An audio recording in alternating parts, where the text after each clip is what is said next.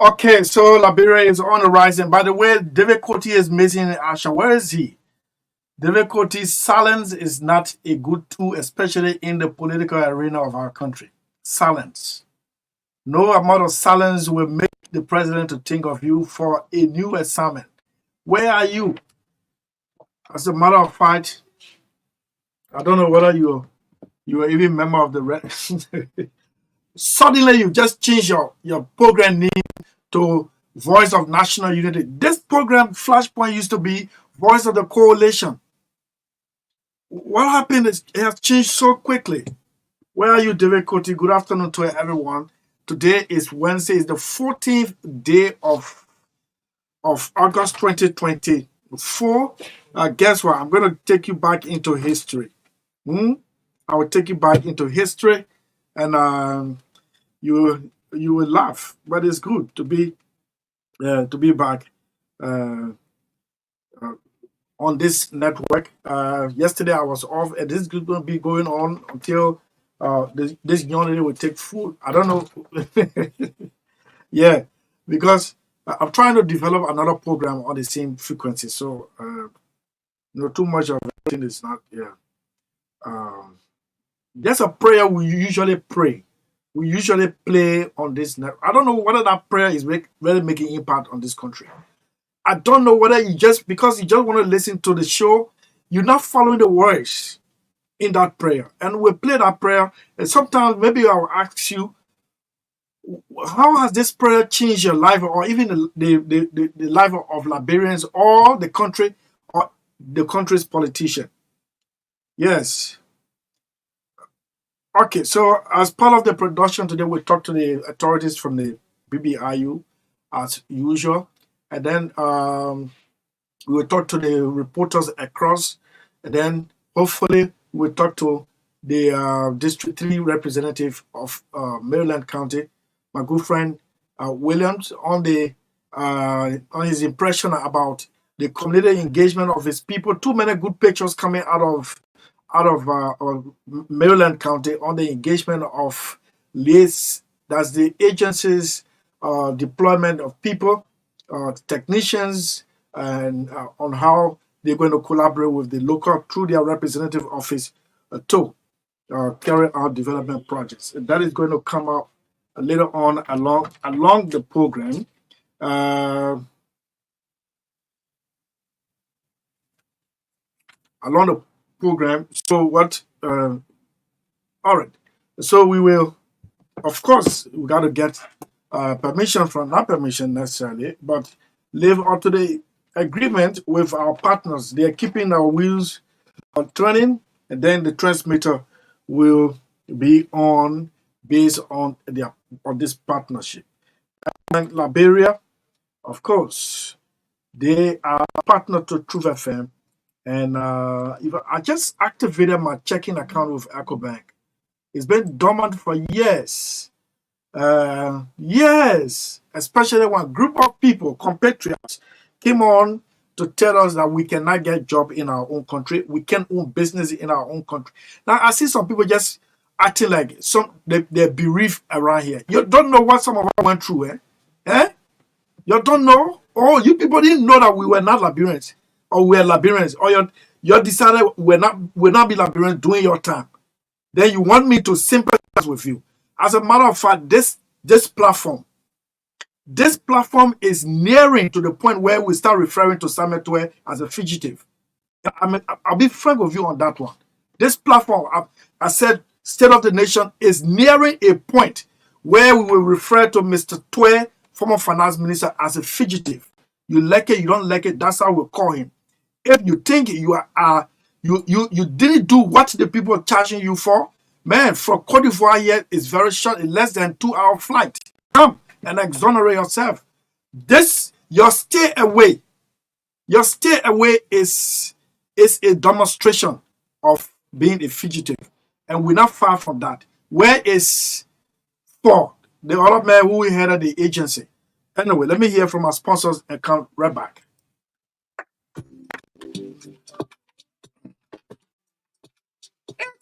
You What get where happened to people this? need. So, You get where anything. but we So will. what you want me I to need do? to pay McDonald's school fee. Wasting to more money. And today is Talk to Sunday.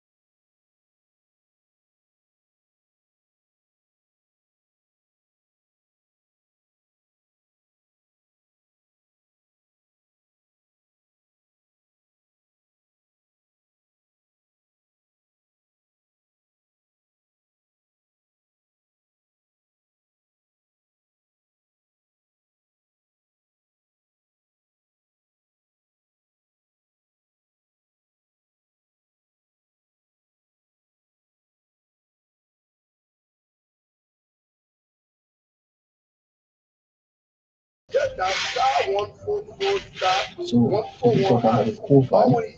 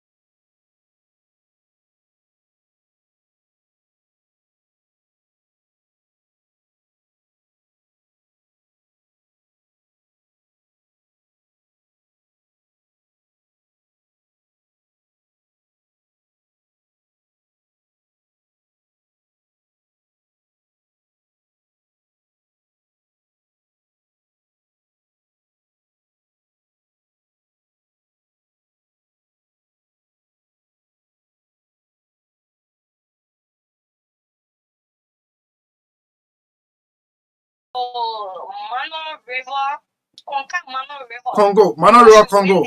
Mano River Congo. Yeah, Mano Congo, sorry. Yes. Mano River Congo. Yeah. To go there yesterday, it was very challenging. The hill network and the road is very bad from one hill to another bridge, from one hill to another bridge, and there is no networks. You need to do a lot.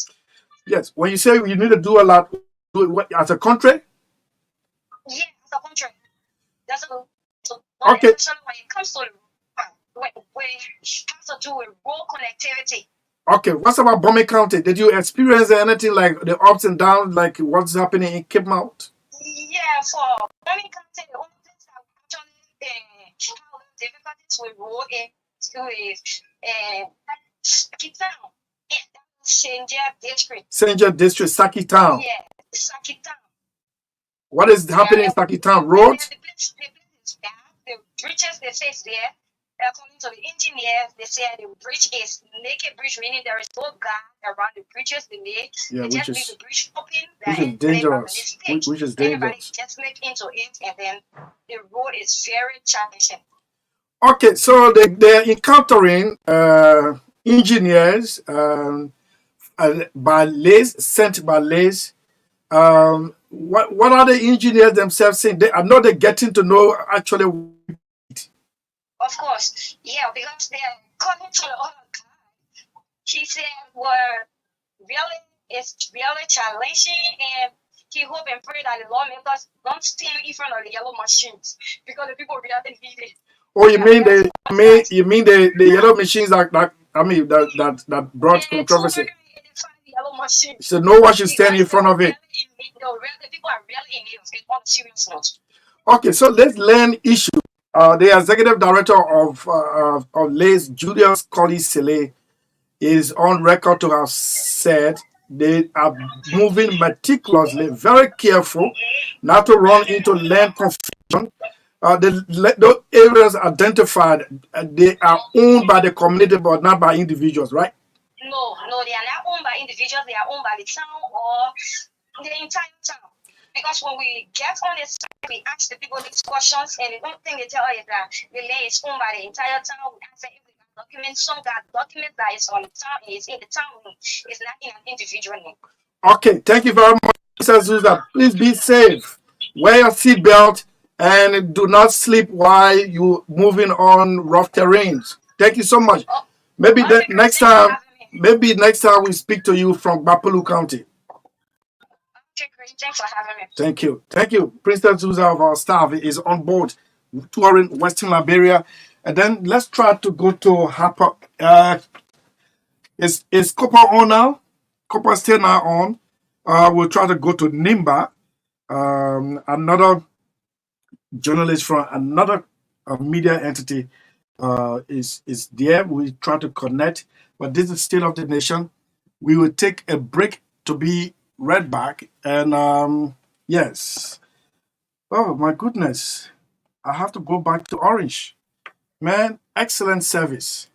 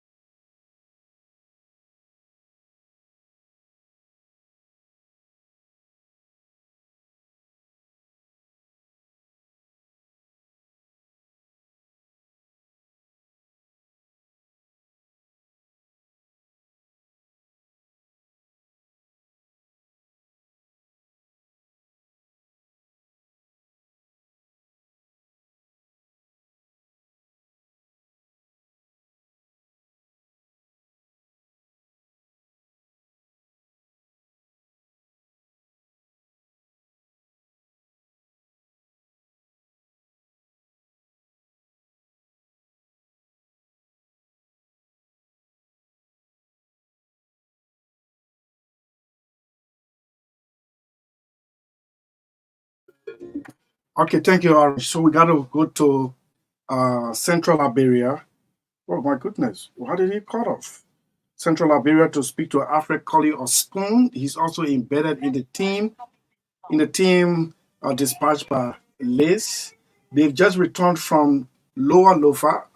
Zoso Salaye, they're now in Mangibi as part of the inspection or assessment. Alfred, good afternoon to you.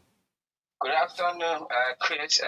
Good afternoon to the many listeners of the State of the Nation. First time in Lofa or what? See that? Was it your first time in Lofa? No. This is not my first time in Lofa. I've been in Lofa on several occasions anyway. Okay, so you were in Salai and Zozo district, Sukrombu, Telemai, Pasama, or Kilu, Malawi, and all those towns around those urban areas embedded with the team from the Liberia Agency for Community Empowerment, inspecting or assessing legislative support program. I just spoke with your colleague from Truth FM, from Princess Zuza. She's telling me the people are excited and now they feel themselves as being part of the governance structure of Liberia, that they can have a say what they want and what they want their government to do, and the government is responding. What did the people tell you in Zaza and Salai, respectively? From our assessment and from the verification of such visit we are on, is like the people are saying indeed this is the government that they wanted. The fact that they can be included in decision making at the level of the community to the national level, they were very excited.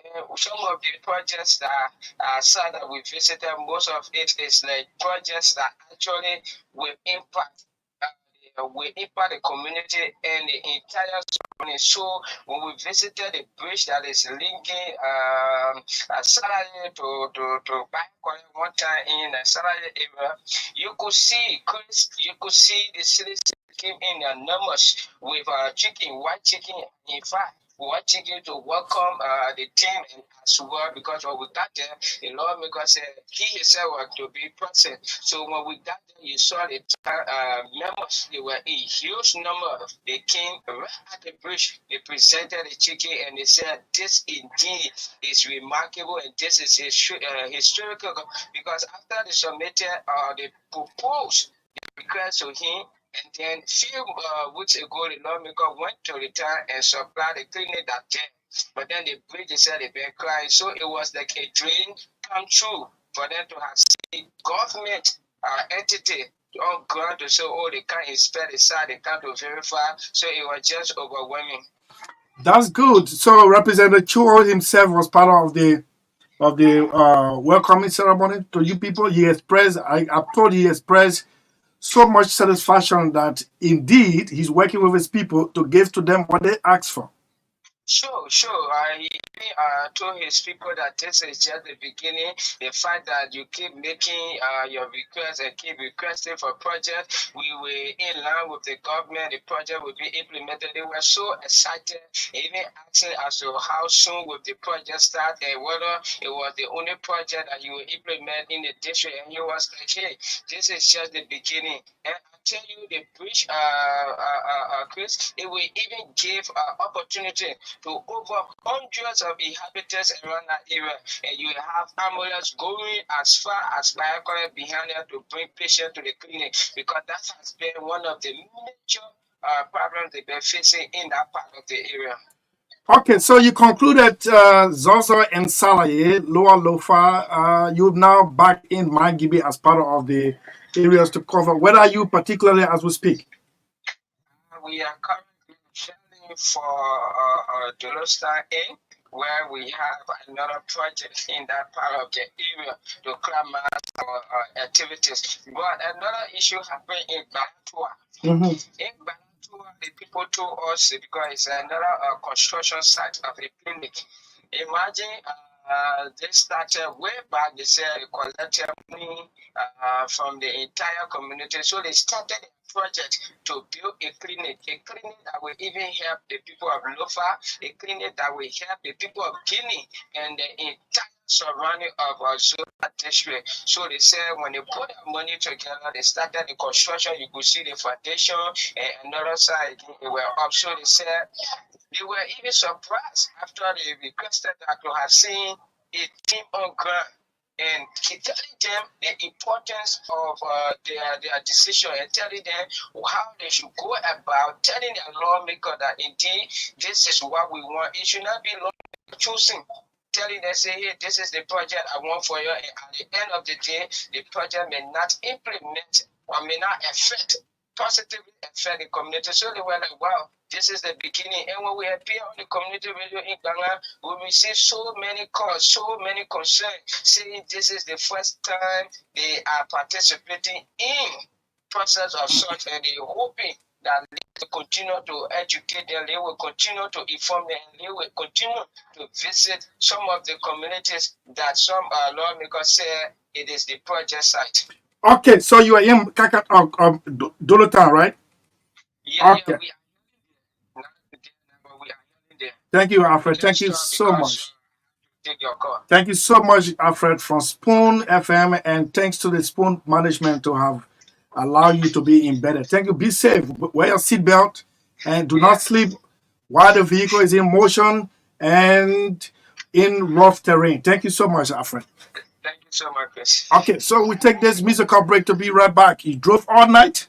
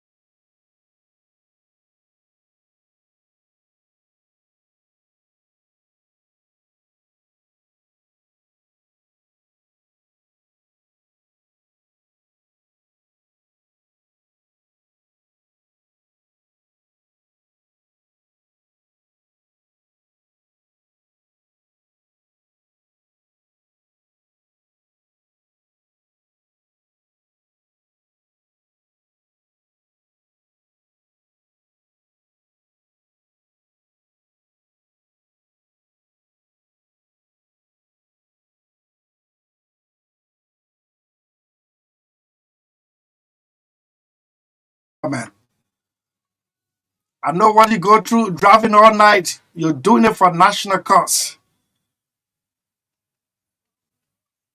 Demand your passengers to wear their seat belts. This is the DJ side of Chris Ofizo. I drove all night.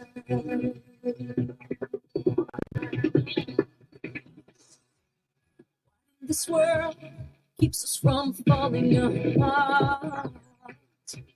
No matter where I go, I'm here to be of our one heart. Think about you. Go on YouTube and watch a video when America struck Osama bin Laden of the Navy SEAL. Obama and his team, they were so keen in the conference room. That's how Julius Sellee and his entire team at headquarters are keen to see the team will succeed out there in the rough terrains.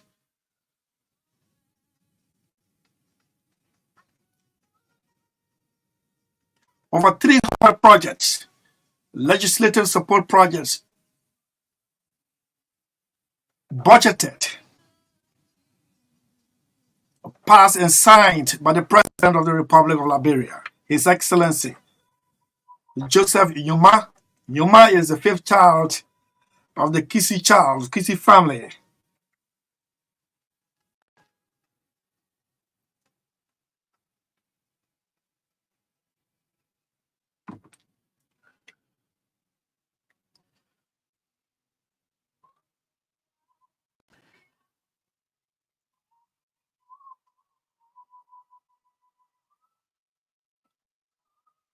As soon as we get signal from Copper Sang of Truth FM, there in Harper, just came from Barclayville. went through the George Bush Bridge and headed to Plymouth, now in Harper. We will link you and get the latest for the Southeast. But up next, inside the Best Brains International University, as they gear up for another semester.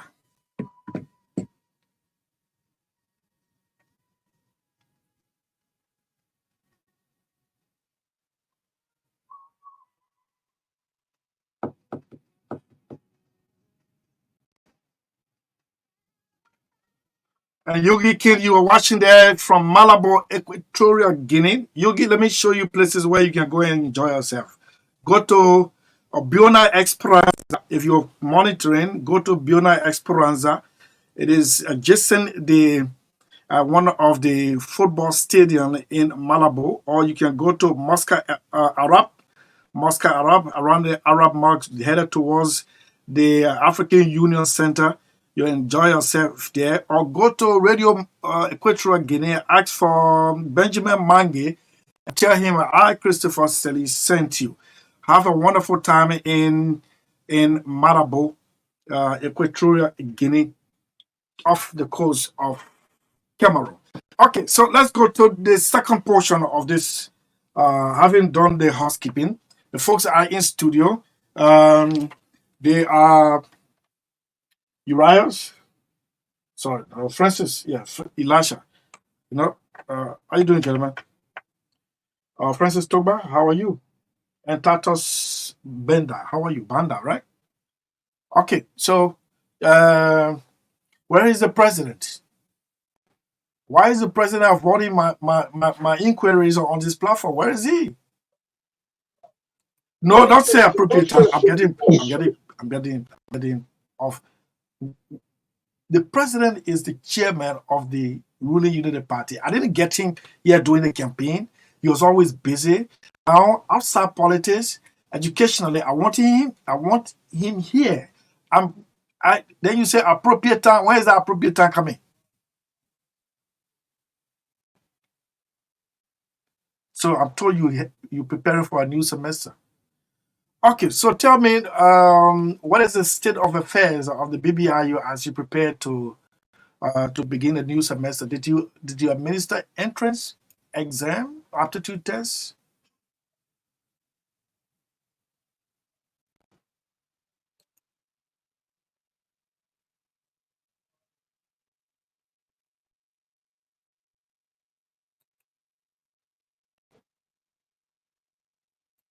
Incoming student must Incoming student must get entrance get before entrance you. before.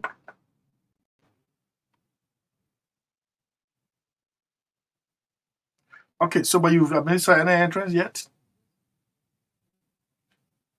So you are expecting new students, new enrollment. Okay, the last time the vice president for instruction was here, Mrs. Tappe, and she gave a good picture, a, a, a clear picture of the vision of the school, and it coincided with climaxing a semester. What was our first semester? The, the one that just ended the first semester. Okay, so you're going into second semester. Has registration begun already?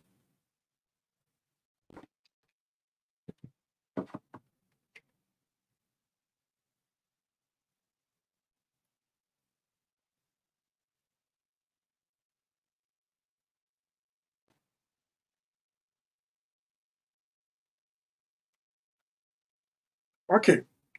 Uh, what is new that we haven't heard? So to save us of repeating one thing over and over, what is new? What good news did you bring?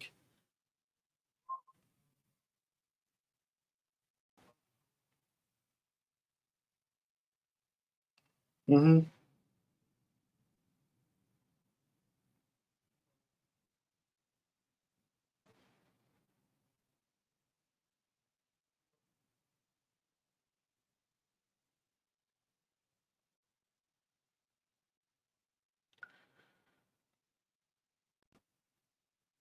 Mm.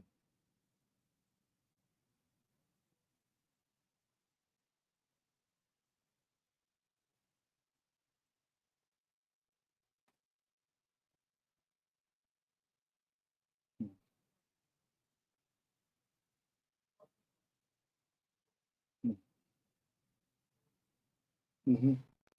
Mm-hmm.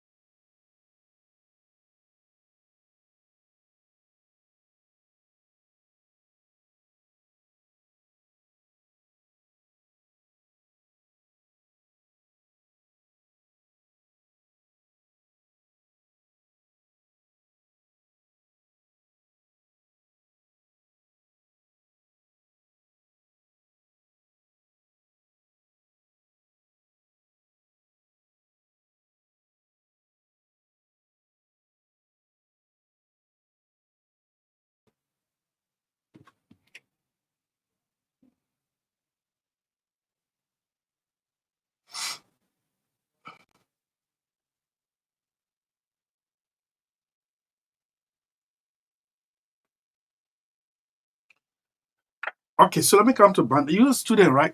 The two of you are students. So you tell me now, what do you expect this semester? Doctors, what do you expect this semester?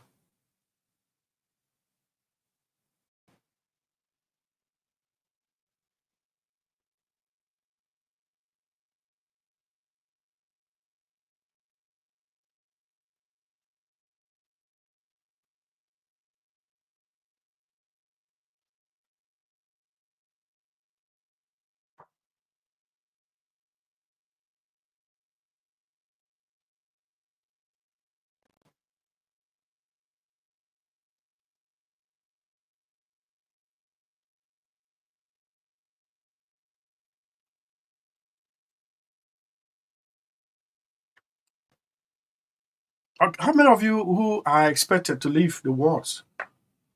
You got the data on the students in various disciplines. So the last time I heard that you introduced, there was an introduction of criminal justice. Is that going well?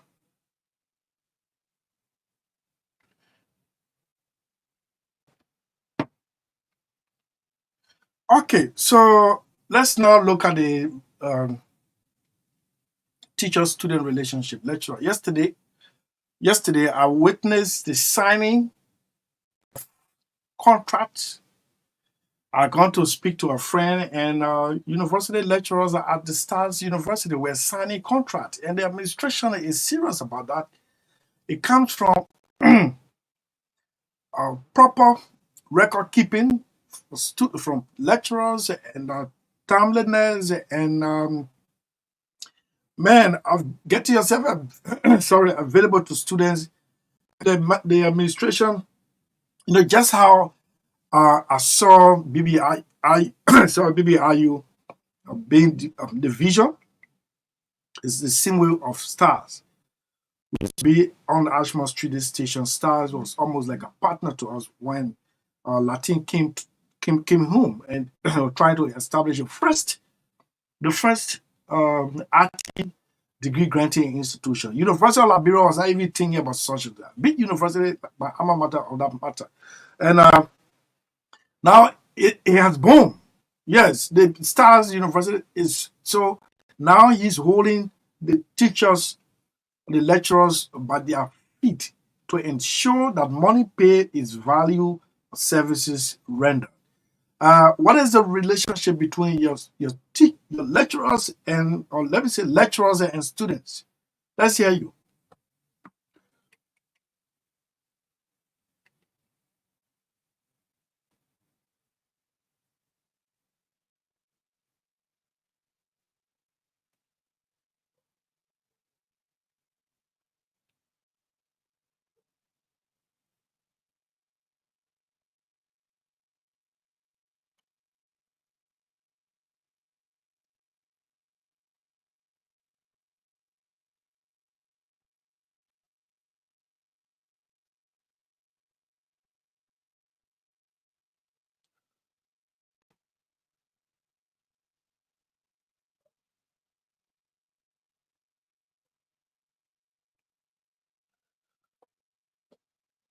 Mhm.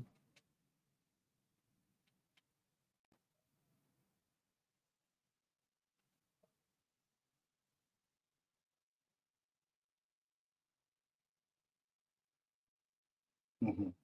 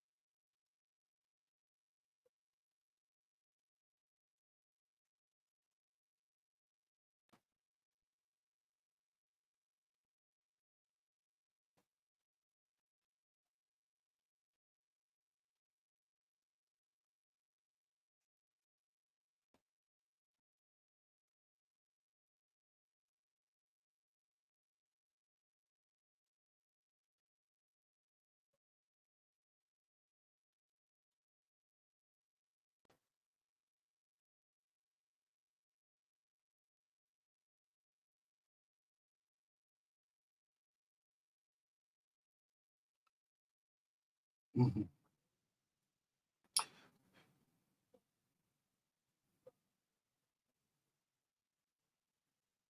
Okay, so Tatos, you look at it the same way?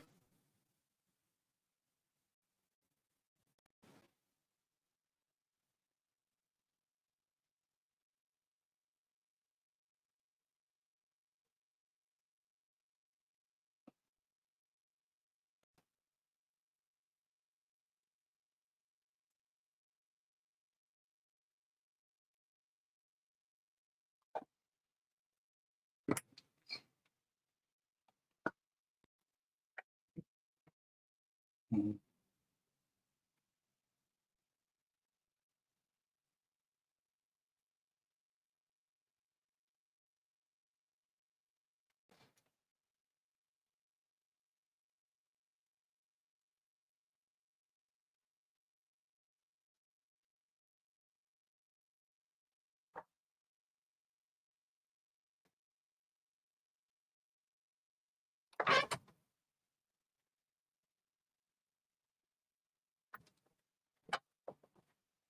Okay. Okay, so there's a new semester coming up. Tatos, what are your expectations? I know you're winding down now. Do you have any course left behind?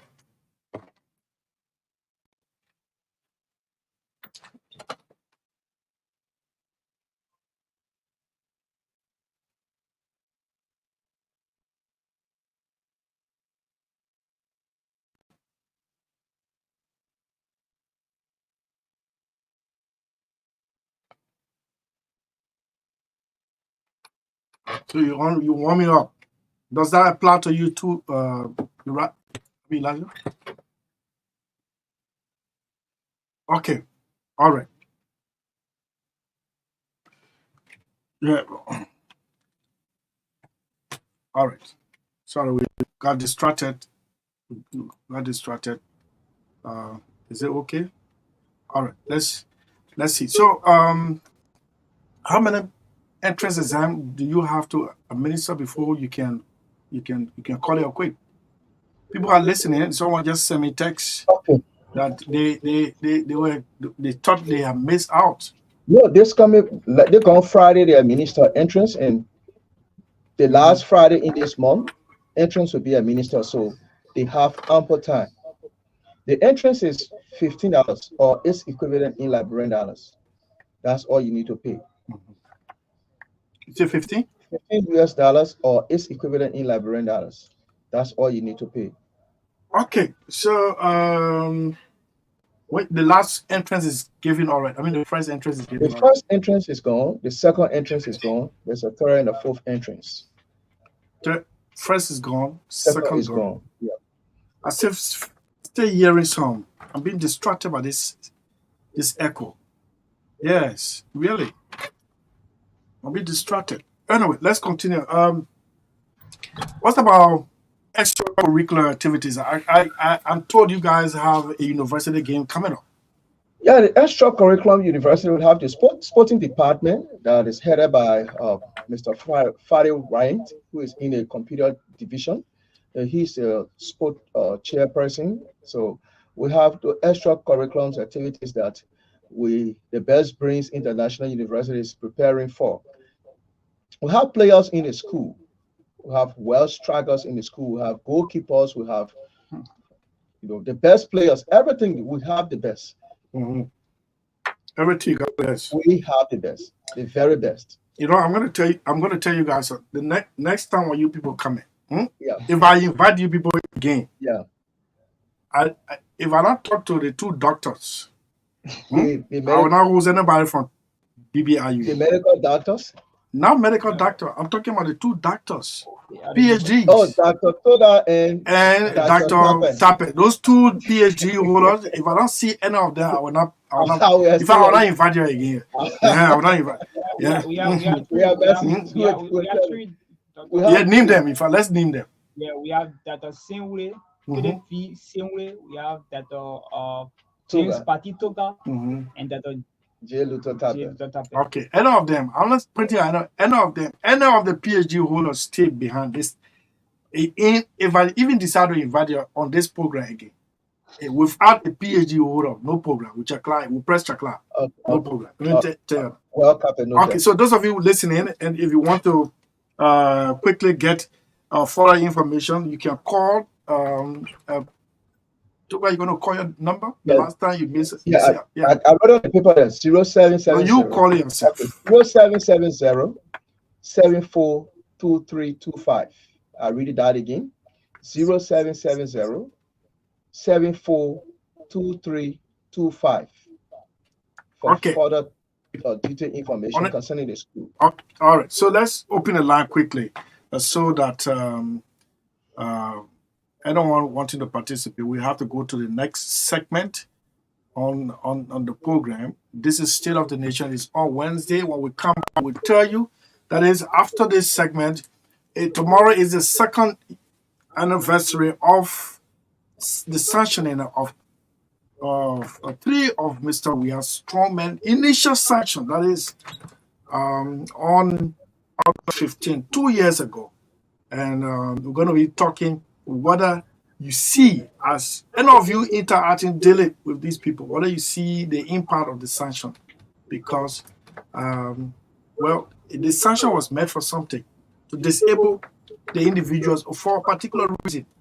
Do you see the impact on the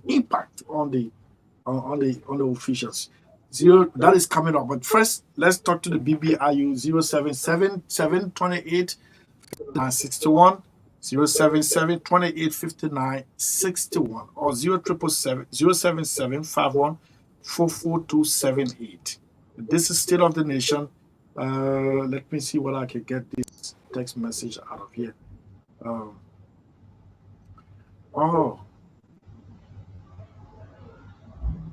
Okay. So you want to refresh this phone? Refresh it. 077 28 59 61. Why are we waiting for the call? The environment in which the school live. The people, what are they telling you? Are they taking advantage? Yeah. The school is located in the Tinker Village community on the OFI. The road is right at the guest house junction.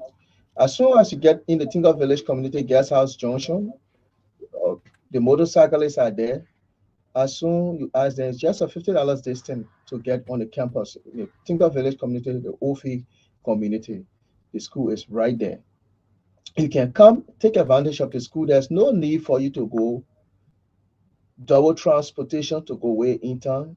You can stop right in the Tinker Village community and you'll get that quality education that you long been yearning for, and your thirst for quality education will be solved. Your problem will definitely be solved, because the world we are living now is interconnectivity. There's no way and no way in, no way out. You have to be that person that you need to be to rub shoulders with others. So you got any this set now for the new semester? You got any date? Well, it's next month, but the date is not set yet. I don't want to be I'm We not got a in the calendar. The calendar was issued ever since September. Okay, September, Yeah, right? September school will be opening. Oh, okay. Okay, so let's hear Tatos. Let's hear your final comment. Then we go to Elijah. Thank you very much. I want to throw a little light on the president's vision for a Best Brains International University.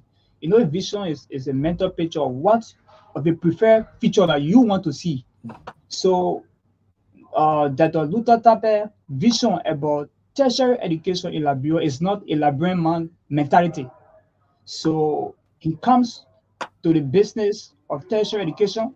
He brought a different approach, that is a business mindset about Best International University, that is making it different from other universities. Because what will attract people to your product is how valuable and attractive you make that product. So that's why I see Best University the way it is. When you go to the facility, you see a conducive, good structure for Classes are very learning. spacious. Classroom is spacious, and even when you get to the bar room, you see well tidied, hygienic, so that you can even sit there and eat without you have any smelly any odor.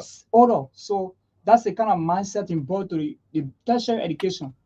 There are some universities in this country we know about, we can call their name, that have been existing for hundreds of years, 50 years plus, and you can see any improvement in the facility. So it's not about how long, but how well you Okay. make your institution look attractive. Okay, let me come to Mr. Tuba. Yeah. Mm-hmm. Yeah, well, I just want to tell our listening audience out there, our parents, guardians, we want to tell you that the Best Brains International University is the best place for your child or children to be. They will not be intimidated or tampered with. You have no stress in learning because Best Brains International University, the facility alone is attractive. It represents the name of the institution. So I want to encourage you. Let us come and make Liberia to be a better place. There's nowhere more than home with the mindset of the president of the institution that when you enter the campus, you enter the facility, you know that you are in a kind of a conducive learning environment. That you will know that I think I can make it here. It is not a kind of a Liberian mindset, as Tata already stated. It is kind of a mindset that makes you that, yes, even when I'm here, I'm also there, because the whole person is how the person is made mentally, because you'll be mentally formed, and character-wise, you will be a kind of a you'll be distinct from others, because the issue of ethical leadership is at the zenith of the teaching at Best Brains. In all class presentation, and of course, all the lecturers take the issue of character seriously. And of course, the course entrepreneurship is one of the courses that make Best Brains very different. That you will not only be attending the college to be preparing to seek for a job, to always be there to apply, but instead, as you go through the process of the entrepreneurship course, that will also be climaxed with the ethical leadership course, you will understand that indeed, when I enter university, I'm not only going to enter university with the mindset, quote unquote, the Liberian mindset, that I'm going to be taught that I will apply for a job, but instead, you will start thinking outside of the box, that I can create one and be a boss of my own and employ. So you will be employer instead of being employee. That's the kind of a mindset that we are forming right now at the Best Brains International University. So I want you to be part of that and bring your children, allow your children, young people out there. Every time we complain, I don't have nobody helping me. You can help yourself. You can build your character. You can learn and make the difference in the society. Liberia is the best place you can be, and the Best Brains University can help you to be that person you want to be in the future. All right. Thank you very much, Elijah. Thank you so much, Tatos. See you. Have a wonderful incoming semester. And my regards to the leadership of the Best Brain University. Thank you so much. Thank you. Welcome. Okay, so we come to this segment, and let's hear from Orange first.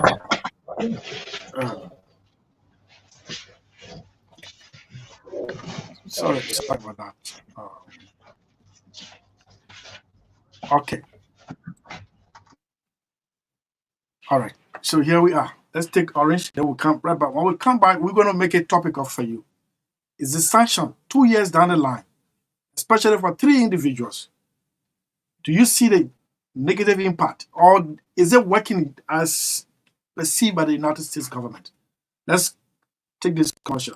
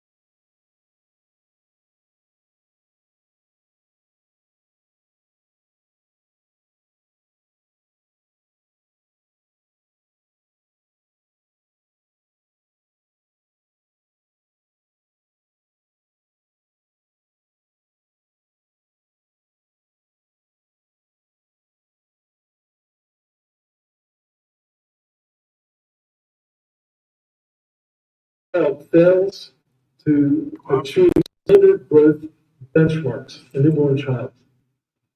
Doctors call that failure to thrive. It means there's something wrong. Failure to thrive. In the United States, the legislative branch and the executive branch are in 100% agreement on policy regarding Liberia. They're both calling for action on the primary cause of Liberia's failure to thrive.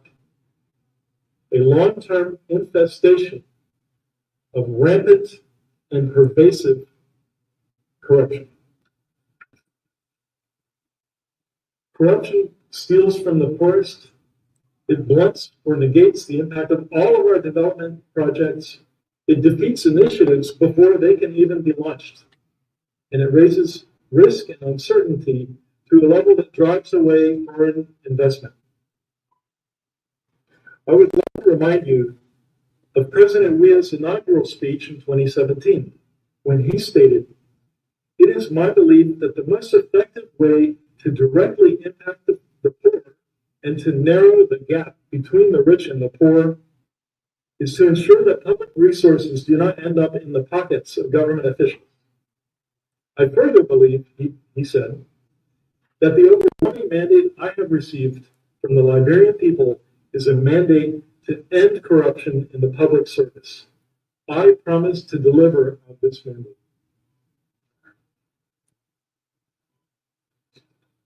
This morning in Washington, D.C., the United States Secretary of the Treasury placed sanctions under the Global Magnitsky Human Rights Accountability Act on 3 Government of Liberia officials: Minister of State Nathaniel McGill, National Port Authority Director Bill Twaley, and Solicitor General Serenius Cephas.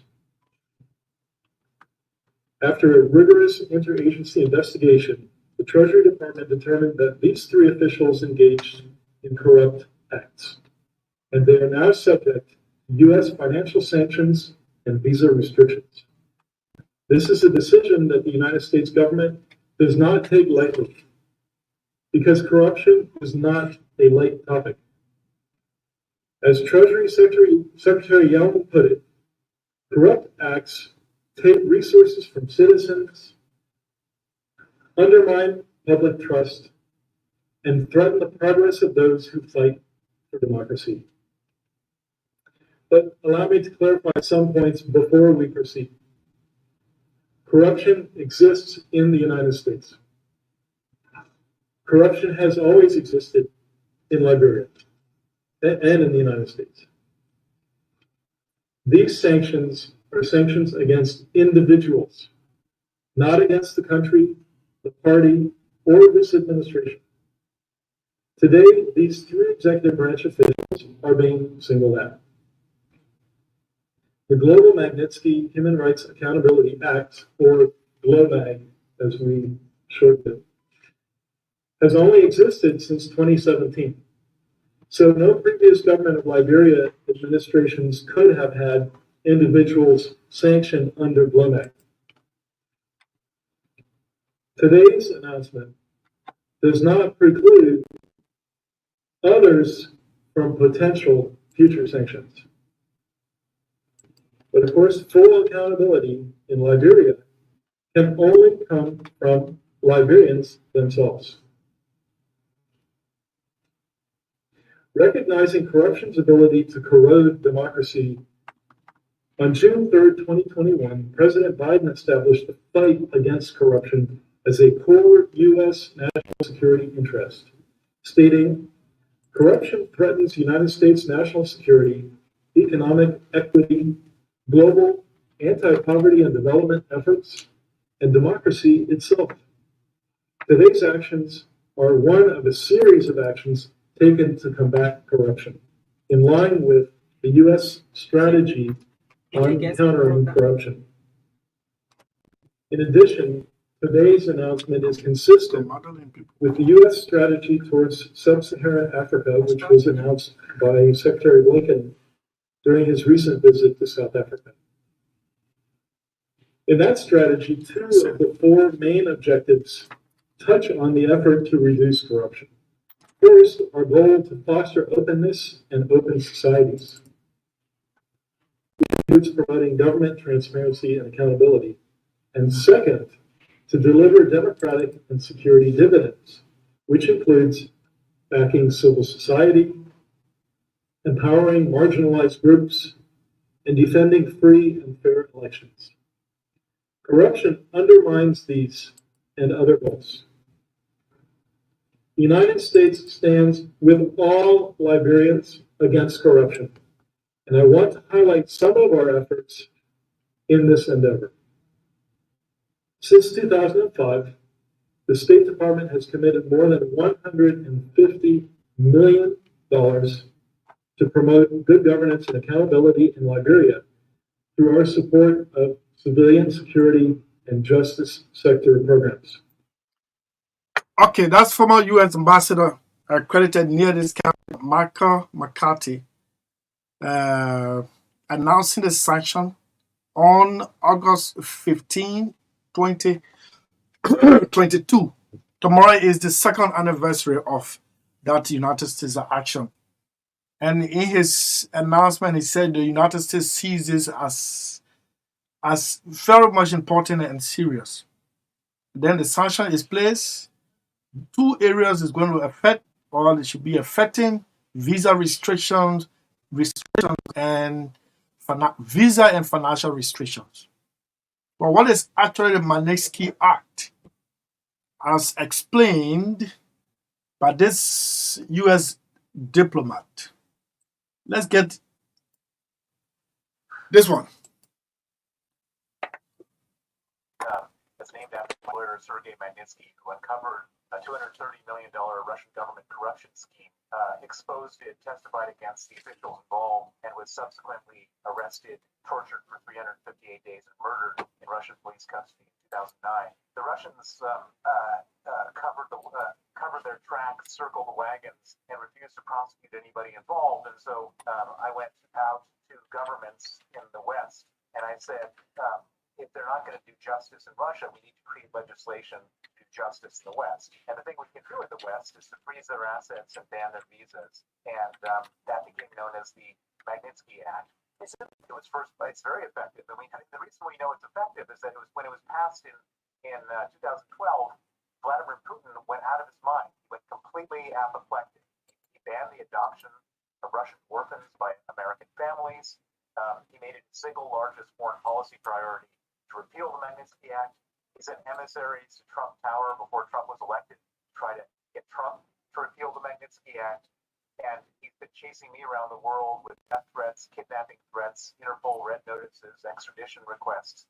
I've become one of his most high-value targets because he's so angry that anyone could have the audacity to create consequences for his behavior. Okay, so you heard that. But let's listen to Mr. Senator Nathaniel McGill's reaction. He told Al Jazeera that the United States was he was a victim of mistaken identity. But first, this is African news. President George Weah at the time suspended the 3, which many political pundits believe that the president took the United States action off face value to have suspended his 3 officials. And this is, let's listen to the African news. Officials named in imposed U.S. sanctions on Monday have been suspended by President George Weah. A statement issued Tuesday by the Liberian presidency said President Weah views the allegations against the officials contained in the report as grave. He also designated the principal deputies of the suspended officials to act in their stead. The U.S. announced Monday that it has imposed corruption sanctions on senior Liberian officials, including one close to President George Weah, the minister in charge of presidential affairs. 2 other senior officials sanctioned are Liberia's Attorney General and head of the National Port Authority. The sanctions consist mainly of freezing their assets in the U.S. Liberia is the oldest republic in sub-Saharan Africa. Okay, that's the African news. That's the African news.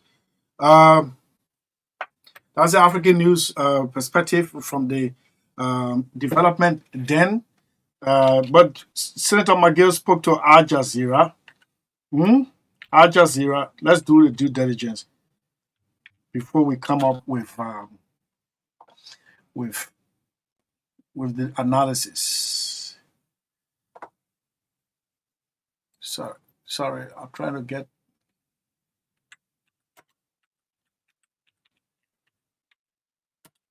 the analysis. Okay, this is it. Listen to this one, his reaction.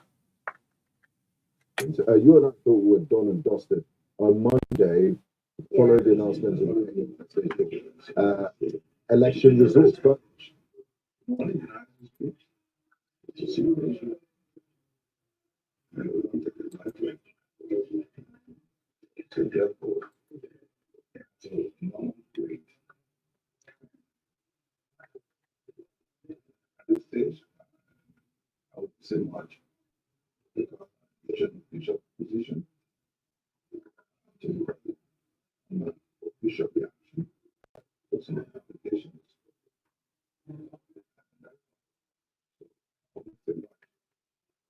Okay, so a rather depressed then former Minister of State for Presidential Affairs is reacting to the sanction. He said the Americans, when they speak, you don't speak. But as he told Al Jazeera, mistaken identity. But here we are. You, the Liberian people, you watch it 2 years now. In fact, as we move along, after the sanctioning of the three officials, more names came out. The city mayor, Jefferson Koji, the Minister of Finance, Samuel Twe, and Senator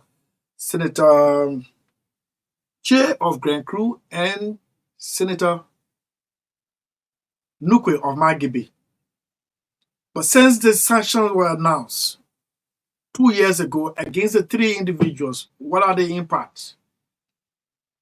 They're not supposed to trade in the US dollars. They're not supposed to travel to the United States. Many of you are wondering why you think Samuel Twe cannot come. Twe is in a serious embarrassing situation. He's indicted for $6 million with others. And under the law, if you file in a bond, it has to be double of what you've been accused of. And it is not in Liberian dollars. It is in United States dollars. And the United States, Washington, will not be pleased with anyone who accepts a bond in US dollars filed by Samuel Twe, a sanctioned, a Magnitsky sanctioned individual. So the Lama people can say a parable. They say, colleague can go and colleague and colleague can go and Bala can come. That means it's a moment, a situation of deadlock. That's where Samuel Twe finds himself. And as I said, this platform is reaching to a moment where we have to be referring to him as fugitive. We haven't reached that point, but we're coming to that moment. But you, the Liberian people, you were there. Magdalene was sitting here that afternoon, and I was one of those who attended the press conference. If you listen to the video, maybe I need to bring my voice, oh, okay. I'll have to download it and bring it. Because I asked him, he raised his hand up and folded his palm. He said, rise up, you Liberians. Enough is enough. Why you allow certain group of people to hold you this way? Rise up. And then I asked him, revolutionarily, when you do your hand this way and lift your muscle and roll off your palm, you are telling people to rise up or come on, take it into your hands. He said, no, he didn't mean that. He didn't mean protest. He didn't mean demonstration. He was trying to talk to the Liberian people that you should rise up. He came back to the same word, rise up, so that you can continue to be used by your own compatriots. Today, we know the rest of the history. 077-5144-278. You, in your own mind, in 1 minute, can you tell me the sanction officials are being affected seriously at the United States, as the United States wanted it to be? 077-5144-278 in 1 minute. And this will take us up to 4:10, and Magdalene will close the show with a group of young people on another topic. Or 07077-2859-621. Sure. Oh, I see. My phone was on flight mode. Yeah. Sorry. Okay. 07 0777 28 59 61. In your own view, do you think the sanction is making an impact as the United States sees it? This first caller is on the line. Hello, what's your name? What is your name? You slip out. You slip out. I mean, the phone. No, another one. Another one. 0777 28 59 61. Let me try to go on this line. Hello. What's your name, Chief? Jonathan Joe. Why are you always calling from the noise? You see that?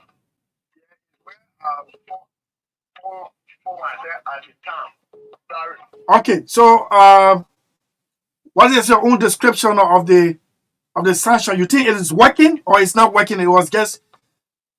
Let's hear you.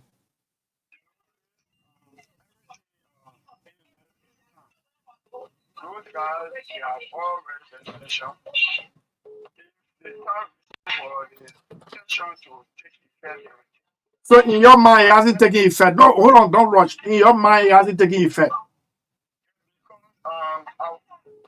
For me, I started complete that the project is ongoing, but when it comes to the public for sure, it's taking into effect. Now you commit a crime, and I mean, you have to go.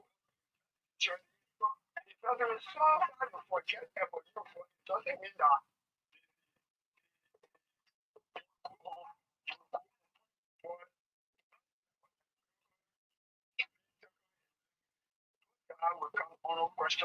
Okay, thank you, Jonathan Joe. Thank you so much.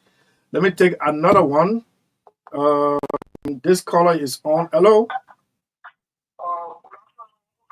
Yes, good afternoon. Let's hear you.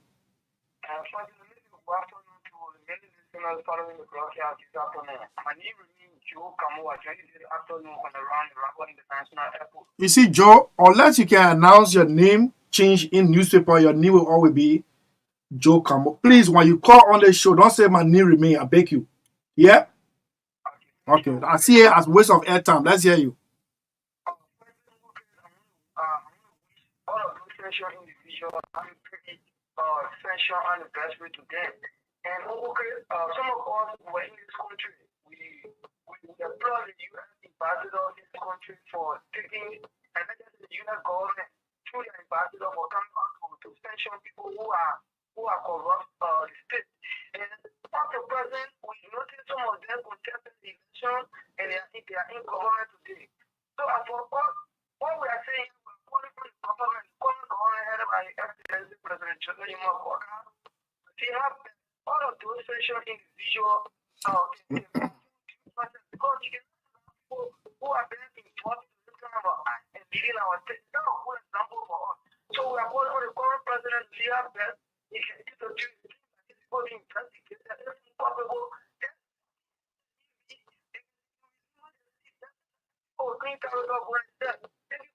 Thank you. A lot of guys are online. Let me take this other caller. Hello.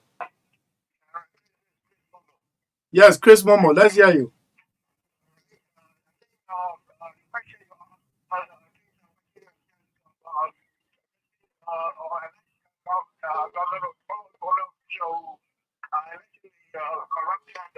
Chris, you have to take your time.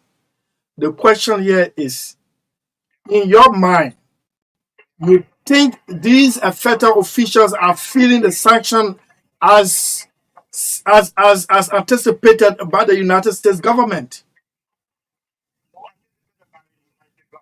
Yes.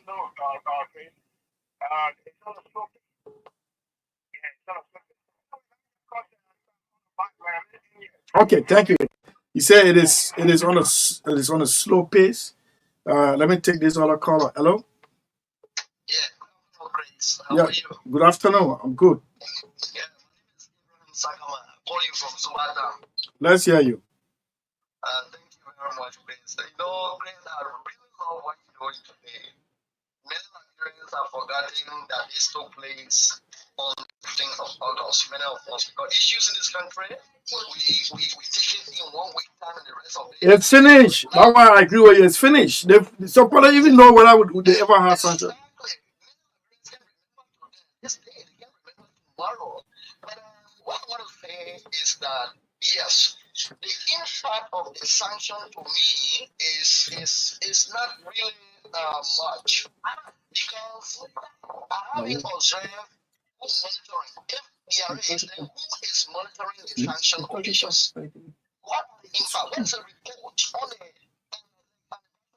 tomorrow? Who is reporting on what is happening to those sanction officials? And look at what happened. They have been paid by the Nigerian government, those that enter the house, Senator McGill and Senator Traore. They have been paid in US dollars. There's a component of the US dollar of their pay that has been given to them, which is constitutional. But then they are transacting with our US. Do they get it from the bank in US? Who is monitoring that? When they were running their campaigns, Chris, did they spend US? Who is monitoring that? Who is reporting on that? Let me tell you why what in my opinion the US is very serious about this. Yeah. When the Senate leadership appointed Senator McGill as chair on education, we made a point here on this network. We said one of our major partners in the educational sector is USAID. The United States will not do any business with Senator McGill as chair on education. 3 months after, there was an educational stakeholder meeting called. Senator McGill was in a meeting, USAID was in a meeting. By the time Senator McGill came to the meeting, the United States USAID representative walked out of the meeting. This is how they take it serious. But nobody wants to take it.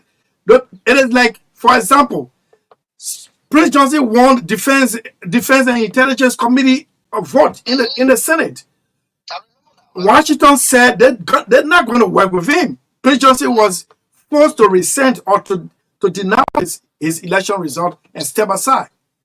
So, as long as Mr. McGill remains chair on education, I find it difficult to believe that USAID will make any intervention when it comes to the educational sector. With what you said, it means that there is something we need to do about it. If nothing is done, then our education sector, through that monetary way they are trying to make this sanction work, it's going to affect us in general. Okay. Nigerians, the young people, the kids that are in school in the villages, in the towns, have to reach areas. It's going to affect them. So can the Senate do something about it? And how we the Nigerians will get together to make sure we approach the Senate to do something about it? Because it can't be for one McGill that the entire country is going to suffer. It can't be for one Traore that the entire country will suffer. So thank you for the opportunity, but we need to design mechanism with Nigeria and the United States to coordinate and cooperate in the monitoring process. Thank you very much, caller. Thank you so much. Let me take another one. Let's hear you. Hello. Let's hear you, Chief. You on?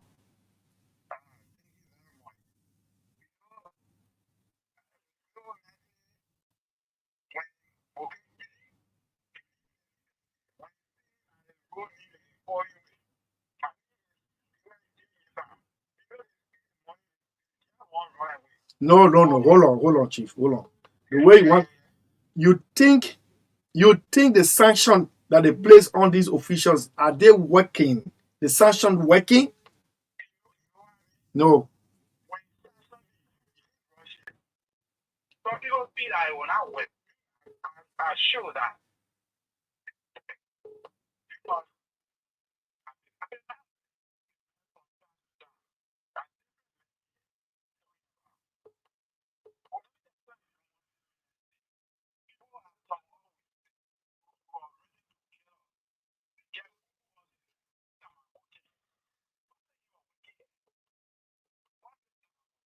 So you said the sanction not working, right?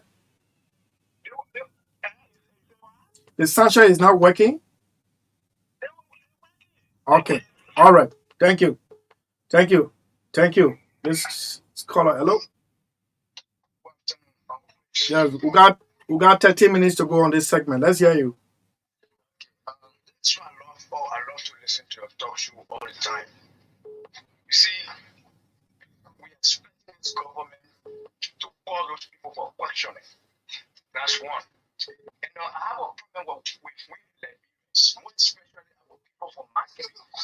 Knowing fully well that this guy is in this problem, the way he elected as senator today, the poor Magdalene are from him because he how No, but he doesn't have to lobby. Let me tell you, I got a long list of development projects here that they budgeted, and the people of Magibi will benefit because of the intervention of their two senators who are sanctioned. They ain't got to go travel to America. They didn't stop them from going to any other country, but America and American allies. that's the problem facing. So now we expect our government to call the people for question because what the sanction for is because for we for our resources, our misuse by other people.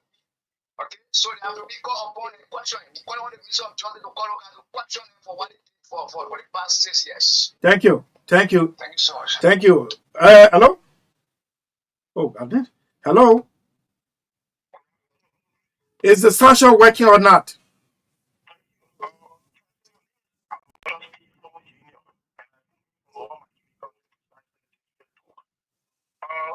To answer the question, for me, I would say the sanction. How you want to see it? How you want? How? Hello? How do you want to see it work?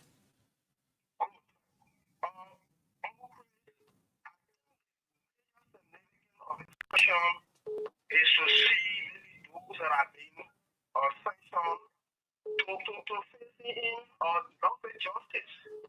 But we see it not happening. I would thank you for reminding or reflecting the minds of my friend back to almost 2 years ago when 3 government officials were sanctioned by the US government. And I want us to continue to explain because there's a difference between sanction. The last time I listened to one of the senators, when he provided information for that means that this section was given a visa restriction. So I think most of the media should be able to. Did he say that? Did he say that?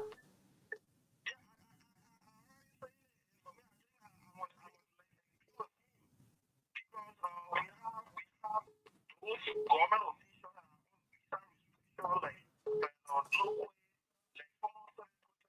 she one of them not of the former minister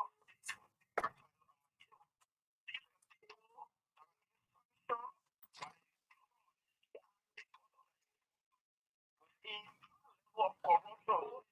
Initial question as to why first of all, this was some of us people into who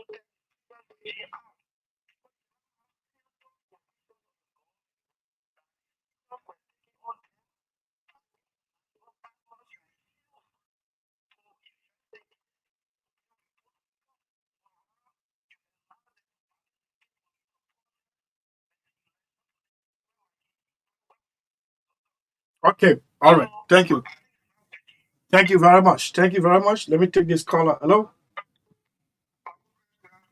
Quickly, let's hear you. Quickly, let's hear you.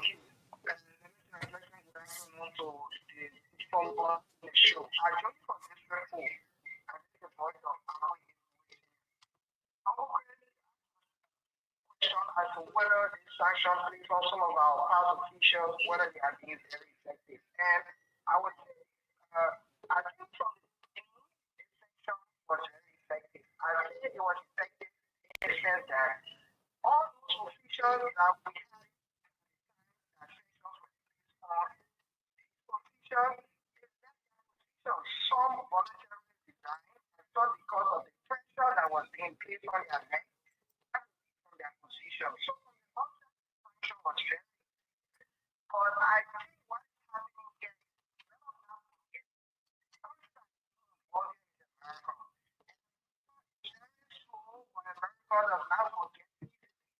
so for some of us who are saying who the sanction is like of the outcome, I don't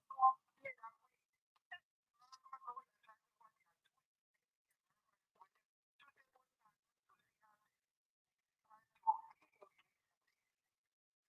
Okay. why is putting some pieces together. What will come on the president? About this fight against corruption, I think it's about time to call these people to book and let these people go for investigation. If they are found liable from the result of the investigation, we can start the ball rolling from there, even before America comes in for the second time. Thank you for having me on. Okay, thank you so much. Thank you. We got what? 7 minutes to go on this segment. Quickly, let's take this caller. 1 minute per caller. But Chris, I thought you ended already. Then you should not have called when you're on the back for your own safety. Let's hear you.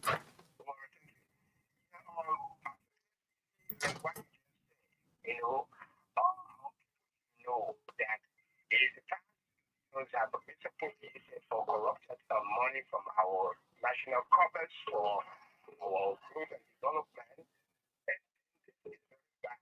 What you said, the seen by what concerning the corrupt government official. The appointment of Johnson on the committee of defense. One thing that this time around is not done.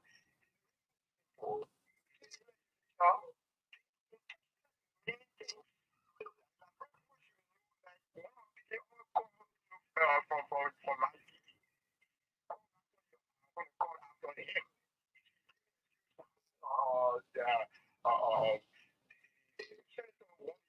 My TV that kind of excuse concerning not being on social list. But I will blame them for who corrupted this nation or who have put the nation backward again. Instead of improving our educational sector, our health sector, the school, hopefully that this government will make it do this. I will pray for him. Okay. Thank you very much. Thank you, Chris. Thank you so much. You know, sometimes we say hats up to some of these people who risk their life. Imagine he's on a motorbike, is still tuning into the platform and attempting to call. All of these things can drive our zest or our discipline to serve the Liberian people. We got what? 5 minutes to go. Hello. Yes.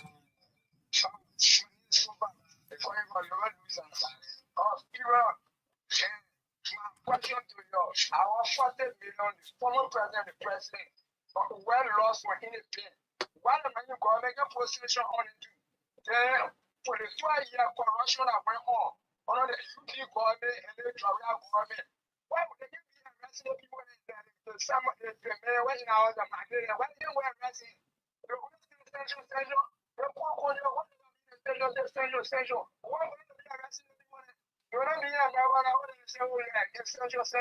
What's your name? What's your name, Chief? What's your name? Okay, Myers from Louisiana. A passionate Liberian, a frustrated Liberian. But let me educate you in this one. The Magnitsky Act was just passed into law by the U.S. Congress in 2017. It cannot go beyond.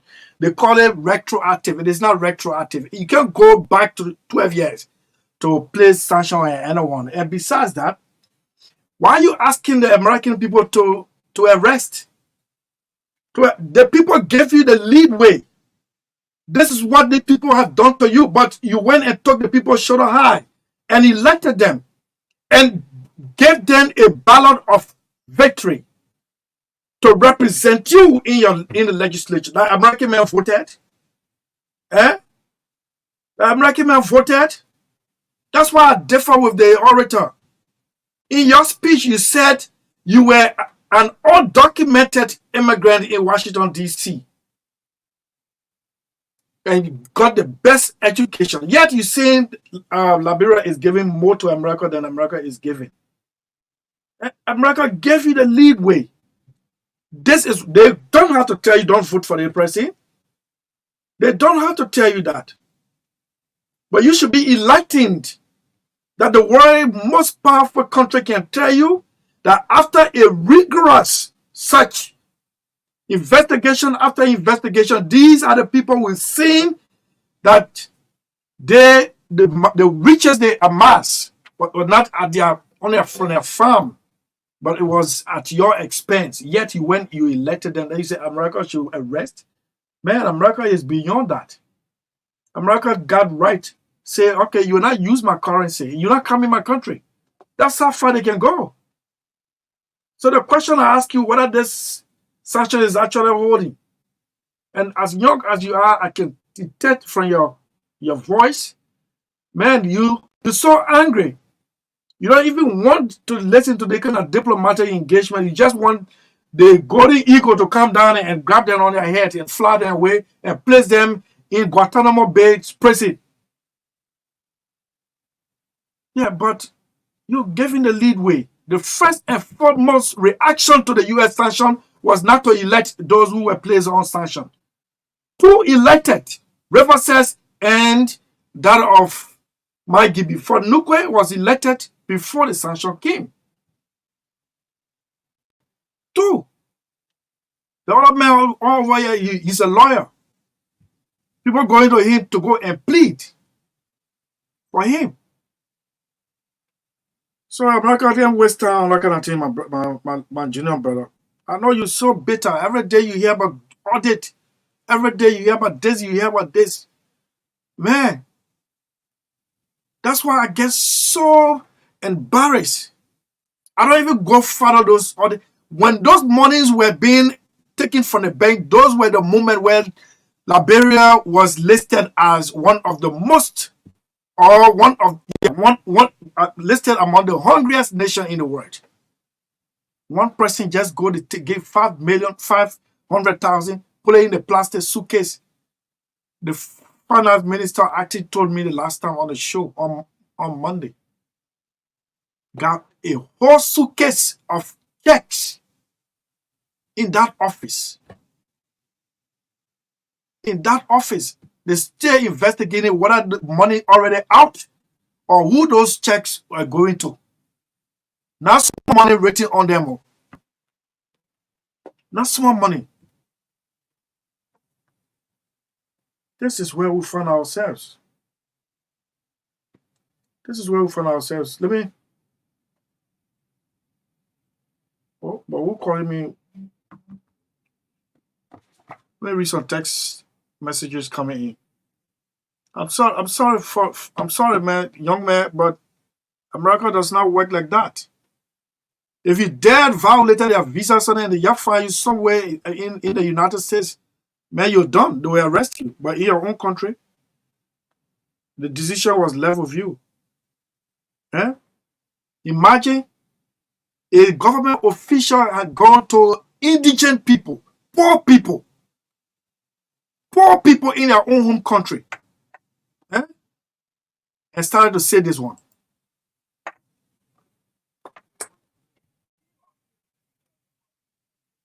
You see that? The money you stealing to get a Liberia is for you. You know, I was coming from Sellee on the 12th, on the 13th of August, 2 years ago. I met Senator Magdalene, now from then Minister of State, going to Banga. He had over 7 vehicles, brand new in his convoy.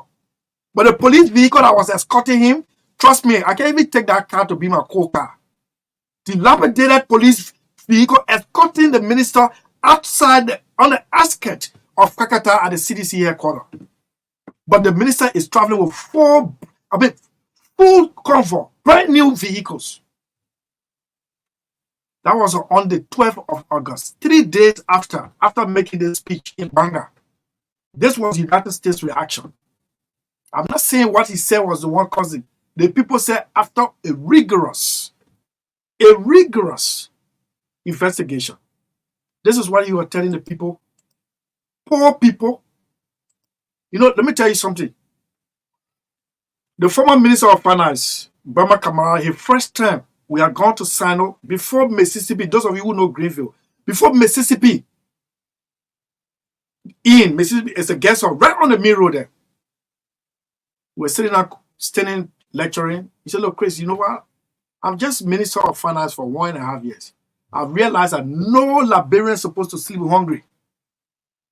This country is rich. This country got money. No single Liberian is supposed to go hungry. I'm telling you about 2015, 16. See the money an individual will go and withdraw. Today I was looking at a road policy in Zimbabwe. Zimbabwe has not come to the point where all the capitals, Bulawayo, Harare, all the major urban areas will be connected by a paved road. They started already and they've gone midway. Today, the oldest road in the Republic from Browville, Stowe, straight to Bopolu is not paved. The oldest road is not paved. Pass through Bopolu, go to Henrytown, from Henrytown to Gingbai, from Gingbai to Line Zero, between Bopolu and Koniga and Bele Fasama Clan. You go straight, and then Sasasu, and all those places going towards the Via River, crossing the Lofa River, and then trying to get into Lofa County from the Bandi side. That is the oldest road. You know where that road going? Going straight to Sellee. Another one is coming from Vahon straight to Dortmund. Got those reporters are sour lace people. Lace. Samson David or LBS, he called me and said, don't dare go to Vahon. He said the road is bad. The road is bad. They want to take motorbike. I said, stay. Tell the team to bring you photos so you can use it. But he braved the storm to go and he described. Those of you who have been to Vahon, that hill they call Common Hill is a deep cave. The bump is on the right, on the left hand side, and the valley is on the right hand side. 177 years ago, a country was birthed. Yet, where we are. Thank you so much for your participation on this segment. Let's now go to the next studio to talk to this group of young people. They're here for serious matter. I don't know why their guests hasn't come, but we have Santos, Solomon G, Hannah, Confati. Oh, okay, that's a group name. Solomon, Santos Solomon, Hannah Gonfati, Favor Kenny, and Dixetta Jala. Yeah, two young people, civil society groupings. They're here to sound a warning to policymakers. I don't know whether it's sounding a warning, but let's hear from them. Ladies and gentlemen, good afternoon to all of you. Good afternoon. No, but your phone can be, your head can be in the phone that you say good afternoon. I want to be looking at your face. You okay? Okay. What's your name? Hannah Gonkati. Hannah Gonkati. I mispronounced your name, right? Sure. I'm sorry about that. You accept the apology? I do. Okay, so let's take it from this way. What's your name, ma'am? Santos. Santos? Yeah. Santos Solomon. Yeah. Which group are you from? From the Girls Get Equal organization. Girls Get Equal. G-G-E. Okay. Hannah, I'm not going to ask you for your name again. Let's hear. What's your name? Favor Kenny. Favor Kenny. And next? Dixetta B. Jana. Dixetta B. Jana. Okay, they're all ladies. Good afternoon to all of you. Good afternoon. What is on your mind, Brandon, that you want the audience to know and hold policymakers accountable of? First, let's hear from Santos. Okay, so we are here today in You know why I took you first? because I see nothing was so smart on your face. Thank you. And I still vex with me because I miss with us. Let's hear you, Santos. Okay, so that was good actually. So we are here today in studio to discuss the launch of our project. It's a new project actually. It's titled, like you see on my shirt here, Mhm. it's titled Beyond Beyond Incarceration. incarceration, yes. Yes, so it's a sexual reproductive health and rights project for female inmates. Actually, in general, the basics of this is just to empower women that are in prison Mhm. on how to fix reusable parts. So we're going in two counties, Monserrado and Margibi. Actually, we're going to be working with these female inmates for the next 5 months, from this month to December. We're going to be training them on how to fix reusable parts. Normally, people go there to do distribution about parts. They carry sometimes 2, 3 cartons. But how long does these parts take? So we want to do something sustainable. We want to give. We just don't want to empower them. It's also a means of giving them a livelihood skills that even after prison, that's why it's beyond incarceration. Even after prison, they have something that they can take back home. And while in prison, also, they have something that they are basically doing, and it's they're not thinking that it is the end of their lives, and there still means that they could transform their lives and impact other So you're people. launching it. Yeah, so today was the launch, Okay, and you it was launched done it at the today. Joel Starfish Foundation in Congo Town. Uncle Town. Okay, so Hannah, let me come to you. Now I see smiles on your face. Uh, which one is better? Supply sanitary pads at prison center or teach them how to reuse or to face I mean something. Which one is better? You're supposed to be demanding the same way you supply food at prison compound, you should supply sanitary pad. Yes. So listen, donation is not the right one, but empowering them is the right one because we are still advocating for free donations of sanitary pads. So while going through the process, we'll have to do something in order to keep them. We cannot be waiting. We have sent our petition and we don't even know if it has been reviewed. So we cannot be waiting. We'll have to empower them for them to be able to make the reusable pads to sustain them while we are still advocating for donations. Okay, I'll put it this way. The government incarcerates people of interest, right? The government is responsible to provide food and water, safe drinking water. Why can we place part as an item, including to join the list of rice, water, to include part as well? Okay, so this is now our first time or engaging this particular issue. This is our second time on the same radio. So we have So I done want to radio your see you can talk about at sanitary. that, at Okay, that. all right. Let's hear it. Okay, so we have done this, and the government they are not responding to us. They are not responding to us. The legislature, the laws maker, who we have given our petition to, they are not listening to us.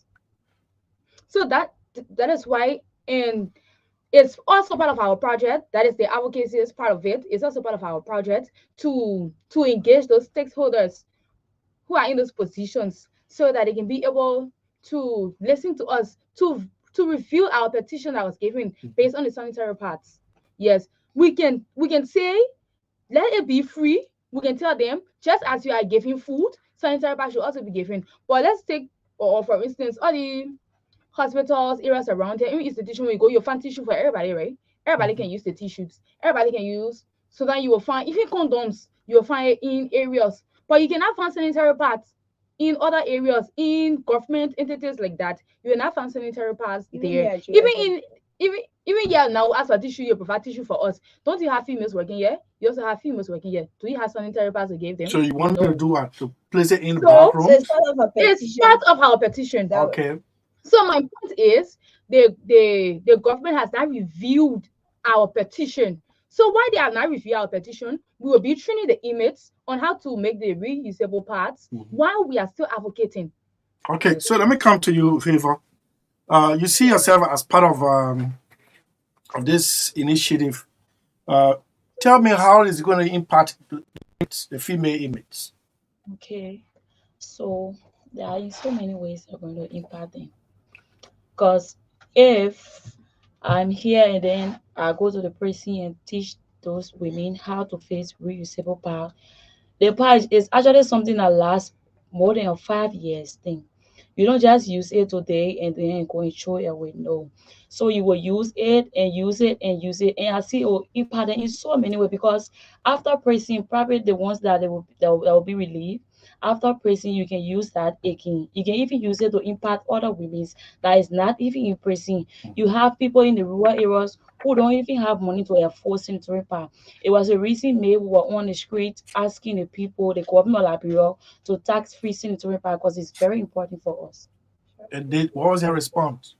They didn't get any Is response. this and this not your first time calling? No, I no, keep hearing, and I'm really it's getting. not. I'm It's sorry, not I'm the not first time. speaking derogatorily, man. But I'm getting tired with this one call. How long does it take for a government to take this action, man?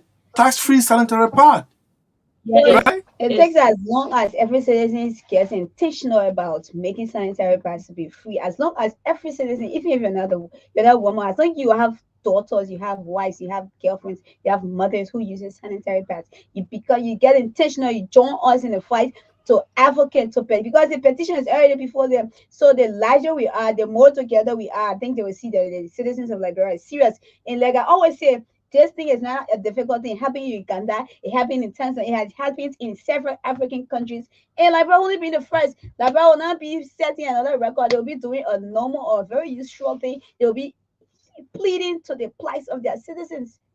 Okay, so Dixeta, Dixeta. Yeah. Okay, so tell me, when you do these kind of a calls and to policymakers and they're not resonating in you, what comes to your mind? You feel dejected or rejected or denounced by your country or what? Okay, we actually feel bad because we expect the government of Liberia to see this important. We actually need them to come. We don't just want to be saying this over and over. We come and say it, the next generation come and say it, and everyone is just saying the same thing. And they are listening to it, but they are not taking action. So it's like frustrating, and they're supposed to be doing that because we also have females in power. So they should take it into consideration. Okay, so Anna, Yeah. do you guys feel abandoned by your by the females side of the governance structure? You got women in the legislature, you got women in the executive, you got women in the judiciary, the three branches of government.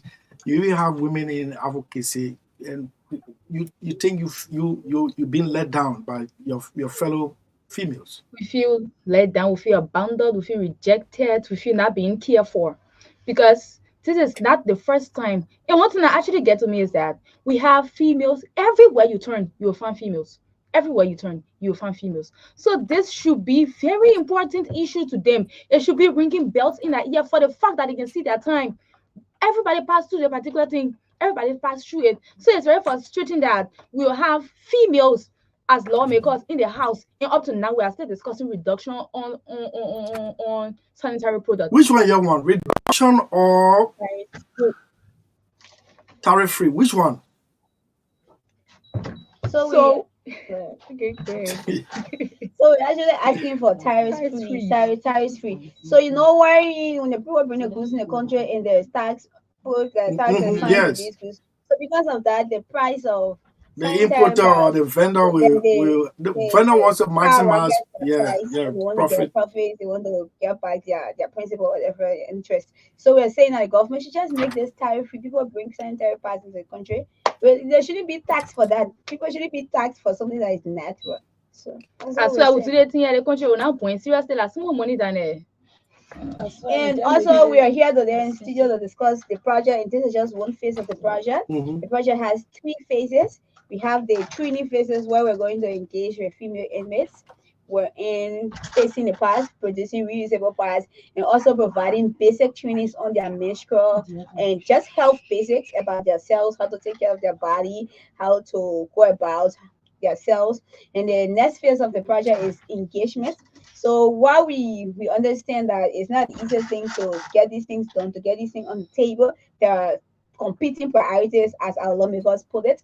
We understand these things, so we had that as another portion of the project where we have stakeholders engagement. We intend to engage with the Ministry of Youth and Sports, the Ministry of Commerce, the Youth and the Ministry of Gender, Ministry of Health, even education. We want to see how access to sanitary pads affects girls' education. We want to meet with other stakeholders like CSOs, NGOs, INGOs, other youth groups that have similar interests. We are building an alliance of movement that will be able to engage the lawmakers, engage the House of Representatives to see this as a need for the girls of Liberia. And the next phase of it, which is the last phase, will also be the media engagement. This one is going to be all through the project. We're going to have a constant media engagement online, robust, where we have girls that will be constantly online, sharing flyers, posting photos, engaging in stories, podcasts, different things, just to carry this message about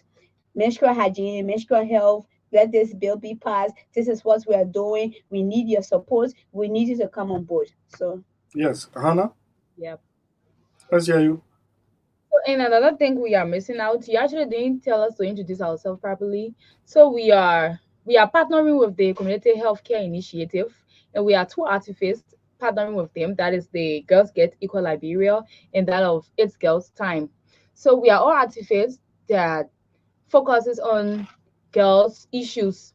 So and we partnering with them to carry on this initiative in order to help our inmates, female inmates, in the in two prison compounds in Liberia, that is the Central Prison and that of Kakata Prison. I was just about to come. You got too many prison compounds, Yes. and So it's I don't want to we need believe to actually even the community prison in like where I live, Burrowville. There, the last time I went, two females incarcerated. So it's a huge project if you want to reach out. So the pilot project would be South Beach, yes, and Kakata, yes, right? Kakata. Okay. Yes. The way we use it. So the intention of it is we understand that there are a lot of prisons, especially in different counties. And since it's a pilot phase, and even if we start originally, we start implementing officially, we might not be able to cover the 15 counties. But the intention is to treat these counties that we're able to reach out to so that they can be a sole distributors to other prison compounds.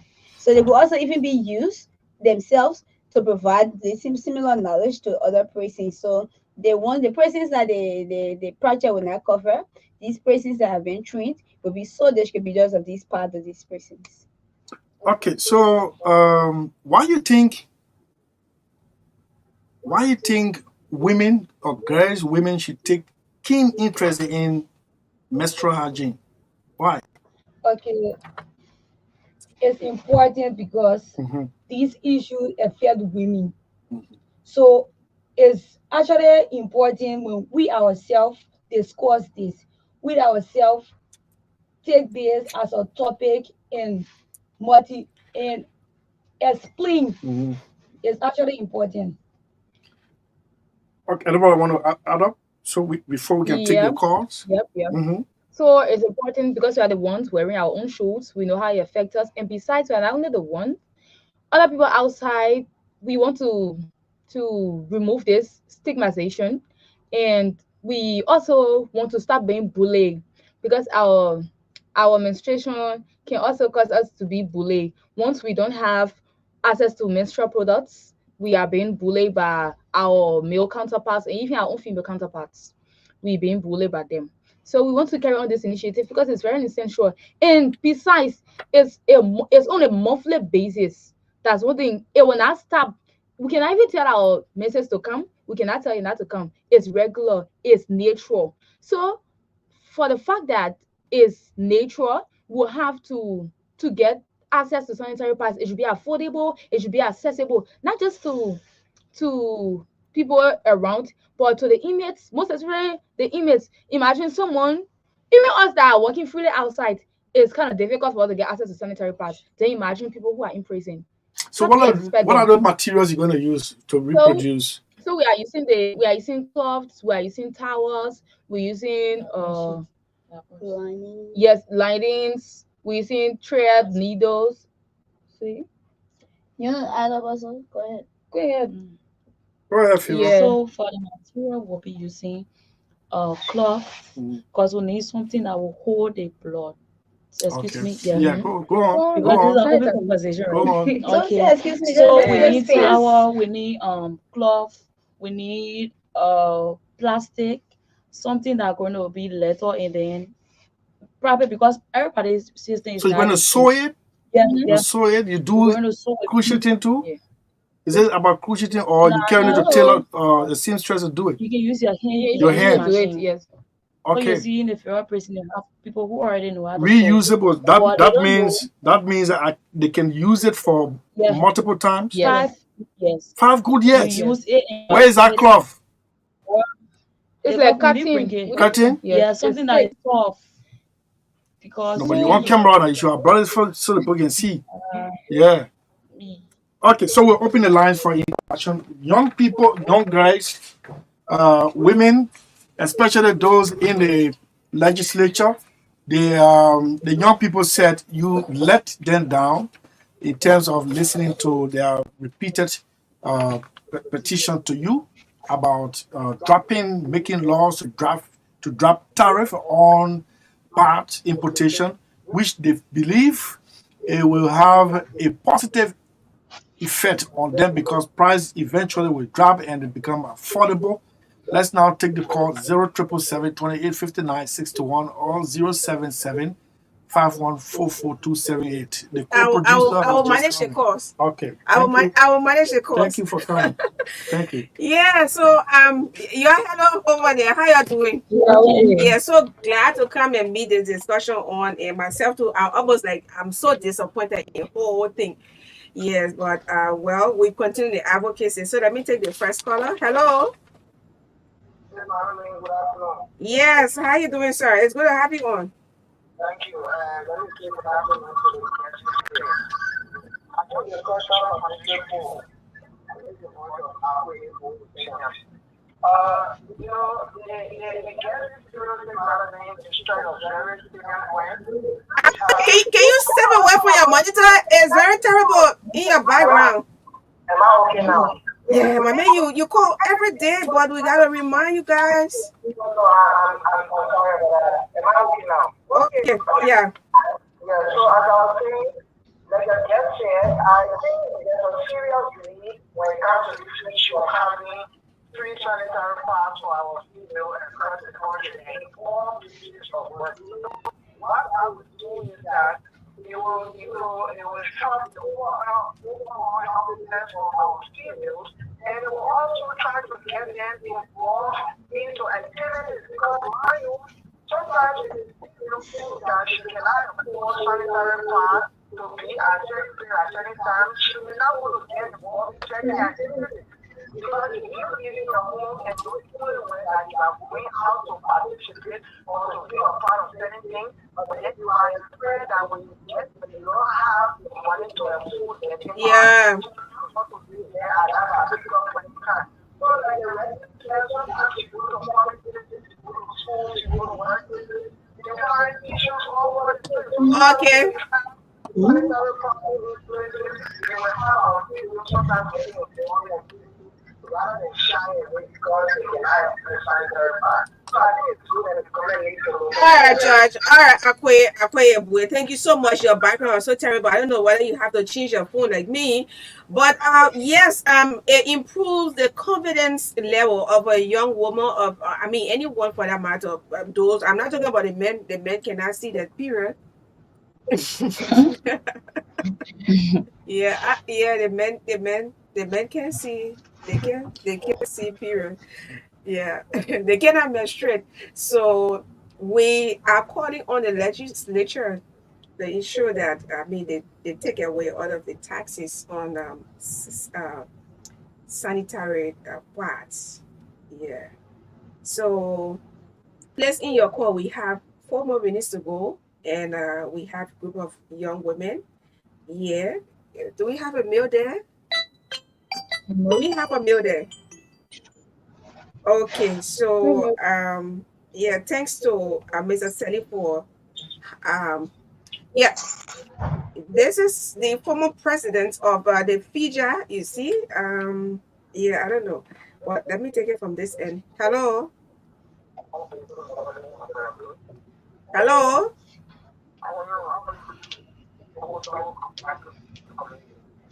You who, Uncle Samuka?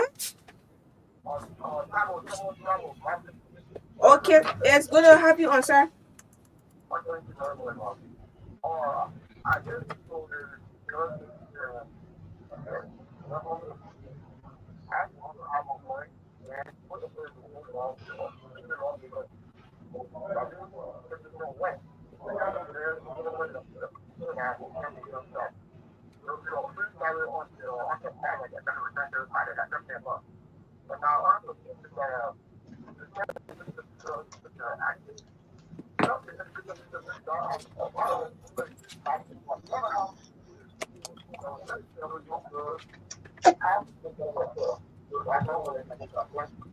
All right, thank you, Chief. Thanks so kindly for placing in your call. Yes, we can take at least one more call and then we call it a day.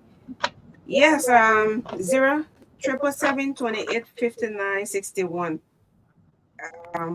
0 777 28 59 61. So, Madam Siada Scott Johnson was trying to call. My first time I see people BP on WhatsApp. She's beeping me on WhatsApp. That's Oma. I'm calling you. I'm calling you. Yes. We don't beep on WhatsApp. We don't beep. We don't beep on WhatsApp. How you doing? It's good to have you on.